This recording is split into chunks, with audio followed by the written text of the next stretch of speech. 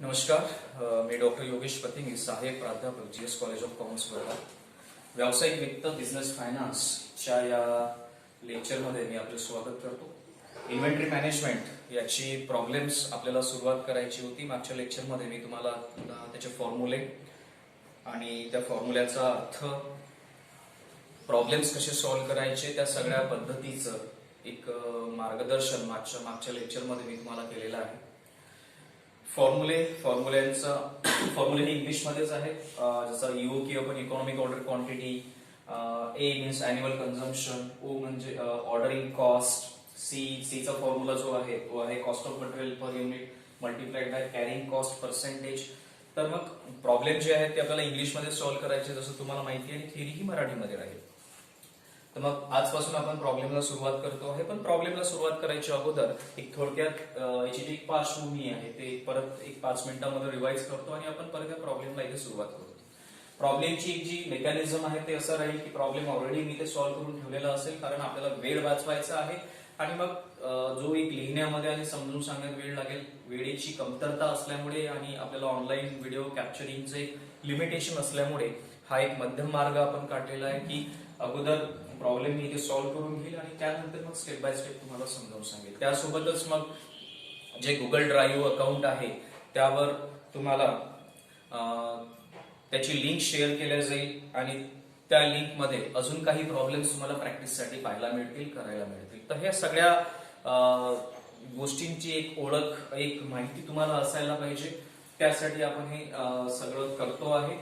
तर पहिलं जे प्रॉब्लेम आहे, मी ते पहिलं प्रॉब्लेम वाचतो, त्या प्रॉब्लेमचा काय अर्थ आहे ते पाहतो, ते तुम्हाला सांगतो आणि त्यानंतर मग आपण या प्रॉब्लेमला इथे सॉल्व्ह कशा पद्धतीने करायचं. सुरुवातीची काही प्रॉब्लेम्स असल्यामुळे ही थोडी सोपी प्रॉब्लेम्स आहेत. जशी जशी आपल्याला पुढची लेक्चर्स येतील तशी डिफिकल्टी लेवल मी त्याला वाढवेल, नवीन प्रकारचे प्रॉब्लेम्स त्यामध्ये इन्क्लूड करेल. पण हे सुरुवातीचे आपले पहिले आणि दुसरं प्रॉब्लेम असल्यामुळे एकदम डिफिकल्टी लेवल न वाढवता सुरुवातीला एक साधेच प्रॉब्लेम मी इथे घेतो आहे. तर आपण पहिल्या प्रॉब्लेमला सुरुवात करूया. A company uses annually 50,000 units of item costing ₹1.20 each. Order cost is ₹45. Inventory carrying cost 15% on the annual average inventory value. Find out the EOQ. EOQ means economic order quantity. या गोष्टी मी तुम्हाला अगोदरही क्लिअर केलेल्या आहेत की या ज्या terms याच्यामध्ये येत आहेत त्या म्हणजे for example inventory carrying cost ही ती इन्व्हेंटरी कॅरी करण्यासाठी जो आपल्याला खर्च येतो तो खर्च आपण याच्यामध्ये इथे त्यांनी मेन्शन केलेला आहे तो आहे 15% of annual average inventory value. आणि आपल्याला ह्या माहितीच्या आधारे we have to calculate economic order quantity. Economic order क्वांटिटीचा जो फॉर्म्युला आहे तो मी मागे तुम्हाला त्या लेक्चरमध्ये सांगितलं होता. परत इथे मी मेन्शन केलेला आहे तो आहे √2AO डिवायडेड बाय C. ए म्हणजे काय, तर A means annual consumption, O means ordering cost, C आपल्याला वेगळा इथे कॅल्क्युलेट करावा लागतो, ज्याची एक सेपरेट वर्किंग नोट मी इथे बनवलेली आहे. सीचा फॉर्म्युला आहे तोही मी तुम्हाला मागच्या लेक्चरमध्ये समजावून सांगितलेला आहे, तो लिहून पण दिला होता. तो होता cost of material per unit multiplied by carrying cost percentage. तर या सर्व माहितीच्या आधारे we have to find out economic order quantity EOQ. मग EOQ चा जो फॉर्म्युला मी इथे लिहिलेला आहे तो आहे √2AO डिवायडेड बाय C.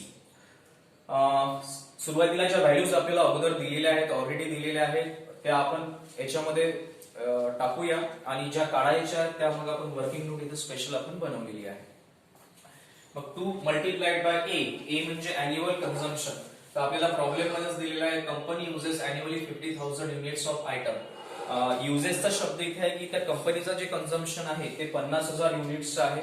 ते 50,000 युनिट्स आपण ऑलरेडी इथे मेन्शन केलेले आहेत. सो म्हणून आपल्या फॉर्म्युल्यामध्ये आपण प्लेस केलेला आहे 2 मल्टिप्लाइड बाय 50,000.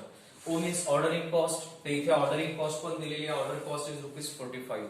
म्हणजे ती कमोडिटी ऑर्डर करण्यासाठी, तो प्रॉडक्ट ऑर्डर करण्यासाठी किंवा ते मटेरियल ऑर्डर करण्यासाठी जो खर्च ऑर्डरिंग कॉस्ट येतो आहे तो आहे ₹45 पर युनिट. तर म्हणून मल्टिप्लाइड बाय 45. त्या वरच्या ज्या व्हॅल्यूज होत्या त्या ऑलरेडी आपल्याला इथे दिलेल्या असल्यामुळे आपण ते फॉर्म्युल्यामध्ये प्लेस केलं. परत एकदा मी रिपीट करतो आहे √2 मल्टिप्लाइड बाय ए म्हणजे अॅन्युअल कन्झम्पशन जे दिलेलं आहे पूर्ण वर्षभरासाठी 50,000 म्हणून एच्या जागी आपण 50,000 टाकलेलं आहे. मल्टिप्लाइड बाय ओ ही आहे आपली ऑर्डरिंग कॉस्ट जी इथे दिलेली आहे ₹45, ती इथे टाकली 45. सी जी आहे, जी कॅरिंग कॉस्ट आपण म्हणतो, ती सी आपल्याला काढायची आहे. मग सी काढण्यासाठीचा जो फॉर्म्युला आहे तो आहे cost of material per unit multiplied by carrying cost percentage. मग cost of material per unit आपल्याला इथे दिलेलं आहे. हे वाक्य जर तुम्ही पूर्ण वाचलं, कंपनी युजेस अॅन्युअली 50,000 युनिट्स, 50,000 आपण ऑलरेडी इथे घेतलेले आहेत, कॉस्टिंग ₹1.20 इच. म्हणजे cost of material per unit जी आहे ते आहे ₹1.20, ₹1.20. So cost of material per युनिटच्या जागी आपण लिहिलं ₹1.20. त्यानंतर आपल्याला पाहायचं आहे कॅरिंग कॉस्ट पर्सेंटेज. यालाच पुढे कंटिन्यू केला गेलेला आहे inventory carrying cost 15% on annual average inventory value. मग कॅरिंग कॉस्ट पर्सेंटेज किती दिलेला आहे? 15%. म्हणून आपण तिथे टाकलं 15%. 1.20 च्या 15% जर काढलं तर 0.18 म्हणजे 18 पैसे ज्याला आपण म्हणू शकतो, 0.18 आपल्याला सी ची व्हॅल्यू मिळालेली आहे. परत एकदा वर्किंग नोट मध्ये मी सी ला कॅल्क्युलेट केलेला आहे. सी चा formula cost of material per unit multiplied by carrying cost percentage. Cost of material per unit ₹1.20 multiplied by carrying cost percentage दिलेला आहे 15%. ₹1.20 वर 15% तुम्हाला मिळतील 18 पैसे, 0.18. ही फिगर आपण इथे प्लेस ठेवूया, इथे ठेवूया.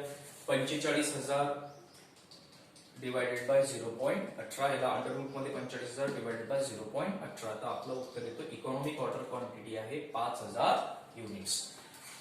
मग या प्रॉब्लेम मध्ये आपल्याला काय काढायचं होतं? इकॉनॉमिक ऑर्डर क्वांटिटीचं आपलं उत्तर आलेलं आहे 5,000 युनिट्स. आता इकॉनॉमिक ऑर्डर क्वांटिटीचा अर्थ मी तुम्हाला मागच्या लेक्चर मध्ये सांगितलं होतं की आपल्याला एक ती अशी व्हॅल्यू काढायची आहे की ज्या व्हॅल्यूवर त्या कंपनीला महत्तम नफा होईल. एक तो ब्रेक इव्हन पॉइंटच्या समोर जायचा आहे. ब्रेक इव्हन पॉइंट म्हणजे जसं आपण म्हणतो की ना नफा ना तोटा. ब्रेक इव्हन पॉइंटच्या खाली जर तुम्ही आले तर तोट्यामध्ये राहाल. ब्रेक इव्हन पॉइंट क्रॉस करून जर तुम्ही वर गेले तर नफा मिळेल.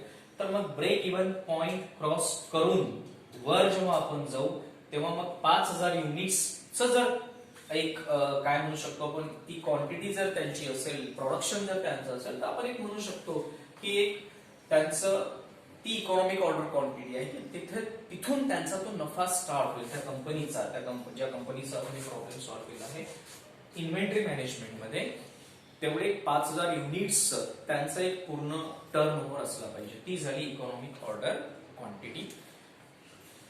तर हे होतं पहिलं प्रॉब्लेम. याच पद्धतीचं हे दुसरं प्रॉब्लेम आहे, पण एक प्रॅक्टिस म्हणून तुम्हाला त्याच पद्धतीचं मी दुसरा प्रॉब्लेम दिलाय. आणि जसं मी तुम्हाला अगोदर मेन्शन केलं आहे की सुरुवातीचे प्रॉब्लेम असल्यामुळे फार सोपे आहेत, पण जसे जसे आपण प्रॉब्लेमला समोर जाऊया तर व्हेरायटीचे प्रॉब्लेम्स घेण्याचा मी नक्कीच प्रयत्न करेल. पूर्ण आन्सर्स इथे मी अगोदर लिहून घेईल म्हणजे मला समजून सांगण्यासाठी तेवढा वेळ मिळेल, कारण एक लिमिटेशन्स आपल्याला असल्यामुळं ह्या पद्धतीचा अवलंब आपण न्यूमेरिकल प्रॉब्लेम सॉल्व्ह करण्यासाठी करतो आहे. क्लासरूम लेक्चर मध्ये आपल्याला जो स्पॅन 45 मिनिटाचा मिळतो तो इथे आपला कमी आहे, कारण एक आपण हार्डली 20 ते 25 मिनिटांमध्ये आपल्याला हे पूर्ण समजून सांगायचं असतं. म्हणून एक तो मध्यम मार्ग आपण काढला की अगोदर हे सगळं आन्सर्स लिहून घेऊन नंतर आपण त्याचं विद्यार्थ्यांना समजावून सांगतो. तर दुसऱ्या प्रॉब्लेम कडे वळूया. इथेही आपल्याला EOQs फाइंड आउट करायचा इकॉनॉमिक ऑर्डर क्वांटिटी, पण economic order quantity find out करताना खालील पॅरामीटर्सची मदत आपल्याला घ्यायची आहे. तर अॅन्युअल कन्झम्पशन इथे जसं एक 50,000 युनिट्स होतं ते इथं 16,000 युनिट्स आहे. Cost of material per unit ₹40. Cost of placing and receiving one order is ₹100. Annual carrying cost of one unit is 10% of inventory value. म्हणजे इथे परत आपल्याला वर्किंग नोट तयार करून सी ची व्हॅल्यू काढावी लागेल. पण तत्पूर्वी फॉर्म्युल्यामध्ये आपल्याला ज्या ज्या गोष्टी आपल्याकडे ऑलरेडी अवेलेबल आहेत त्या अवेलेबल तिथे ठेवून बाकीचं मग जे आपल्याला काढायचं आहे ते आपल्याला वर्किंग नोट मध्ये करावं लागेल. परत तोच फॉर्म्युला आहे EOQ under root twice AO divided by C. Under root मध्ये 2 मल्टिप्लाइड बाय अॅन्युअल कन्झम्पशन आपल्याला ऑलरेडी दिलेलं आहे 16,000 units multiplied by ordering cost आपल्याला दिलेली आहे. Cost of placing and receiving one order is ₹100. आता कॉस्ट ऑफ प्लेसिंग ऑर्डर किंवा cost of receiving order किंवा कॉस्ट ऑफ ऑर्डरिंग कॉस्ट या सर्वांचा अर्थ हा सारखाच येतो. त्याच्यामुळे कन्फ्यूज होण्याचा तिथे कृपया कोणी कन्फ्यूज होऊ नये, कारण प्लेसिंग ऑर्डर, रिसिव्हिंग ऑर्डर किंवा ऑर्डरिंग कॉस्ट या सर्वांचा अर्थ हा एकच असल्यामुळे इथे ₹100 आपण ओच्या जागी घेतलेले आहेत ऑर्डरिंग कॉस्टच्या जागी. सी आपल्याला काढायचा आहे. जशी आपण इथे एक वर्किंग नोट बनवली होती आणि हा फॉर्म्युला आपण यूज केला होता cost of material per unit multiplied by carrying cost percentage, तोच फॉर्म्युला आपण इथे परत यूज करतो आहे.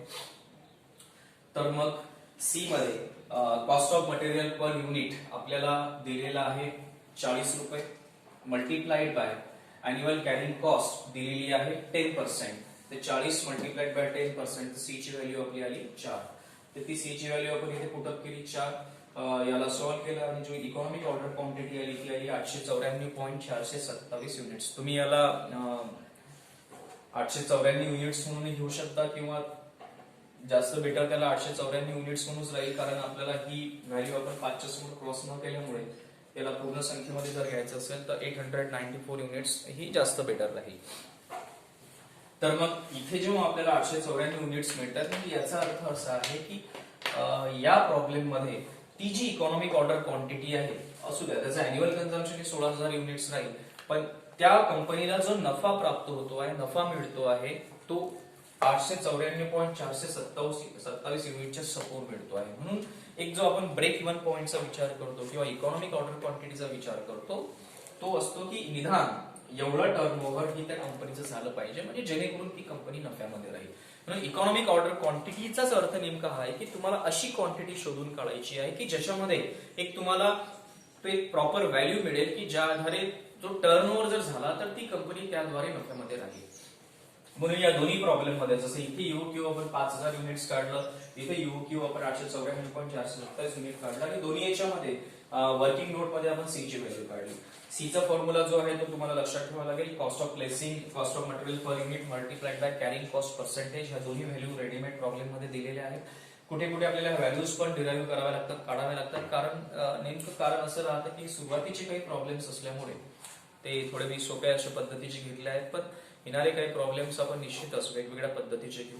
म्हणून या दोन्ही याच्यामध्ये आपण दोन फॉर्म्युले युज केलेले आहेत. एक यूओक्यू चा फॉर्म्युला युज केला, twice AO divided by C. Under root हा वर आहे खाली नाही. खूप सारे मुलं याला जोडून देतात. अंडररूट हा वरच्या व्हॅल्यूला आहे, खालच्या व्हॅल्यूला अंडररूट नाहीये. गणिताचे प्रॉब्लेम सॉल्व्ह करताना, मॅथमॅटिक्सचे पर्टिक्युलर प्रॉब्लेम सॉल्व्ह करताना जो सिक्वेन्स आपल्याला फॉलो करायचा आहे, अंडररूट अगोदर सॉल्व्ह करा, त्यानंतर त्याला डिवाइड करा. तर ते सिक्वेन्सिंग तुम्हाला प्रॉपरली आलं पाहिजे. आणि दुसरा जो फॉर्म्युला आपण युज केला तो आहे सी चा, कॅरिंग कॉस्टचा. तो cost of material per unit multiplied by carrying cost percentage. C ची व्हॅल्यू आपल्याला यूक्यूच्या फॉर्म्युल्यामध्ये प्लेसअप करावी लागते, पुटअप करावी लागते आणि त्यानंतर आपल्याला मिळतं यूक्यू. इन्व्हेंटरी मॅनेजमेंटचा जो बेस आहे तो आहे इकॉनॉमिक ऑर्डर क्वांटिटी. आणि इकॉनॉमिक ऑर्डर क्वांटिटी काढताना तुम्हाला तुमच्याकडे annual consumption value, ordering cost आणि कॅरिंग कॉस्ट असणं अत्यंत गरजेचं आहे. त्याच्यानंतरच तुम्हाला यूओक्यू ची व्हॅल्यू मिळेल. तर थोडक्यात हे दोन प्रॉब्लेम जे होते ते होते इन्व्हेंटरी मॅनेजमेंटचे. तर इन्व्हेंटरी मॅनेजमेंटमध्ये आणखीन काही प्रॉब्लेम्स आपण पाहूया, ज्यामध्ये वेगवेगळ्या व्हेरायटीचे, वेगवेगळ्या कॅटेगरीचे प्रॉब्लेम्स आपण पाहू. थोडक्यात याला रिवाइज करताना यूक्यू चा फॉर्म्युला लक्षात ठेवायचा आहे, सी चा फॉर्म्युला लक्षात ठेवायचा, कारण हे बेसिक फॉर्म्युले आहेत इन्व्हेंटरी मॅनेजमेंटचे प्रॉब्लेम सॉल्व्ह करताना. पुढच्या लेक्चरमध्ये प्रॉब्लेमची काही डिफिकल्टी लेवल जी राहील ती निश्चितच वाढवून आपण वेगळ्या पद्धतीचे प्रॉब्लेम्स पाहूया. तोपर्यंत या दोन प्रॉब्लेम्सचा व्यवस्थितपणे अभ्यास करा आणि परत गुगल ड्राईव्हवर जी लिंक तुमच्या ग्रुपला दिलेली आहे त्या ग्रुपच्या त्या लिंकवर, त्या गुगल ड्राईव्हच्या लिंकवर तुम्हाला प्रॉब्लेम्सच्या नोट्स शेअर केल्या जातील, जे प्रॉब्लेम्स तुम्हाला होमवर्क म्हणून करायचे आहेत. तर या दोन प्रॉब्लेमचा व्यवस्थित अभ्यास करा. काही अडचण असेल तर तुम्ही ग्रुपद्वारे आमच्या कॉन्टॅक्टमध्ये राहू शकता. धन्यवाद.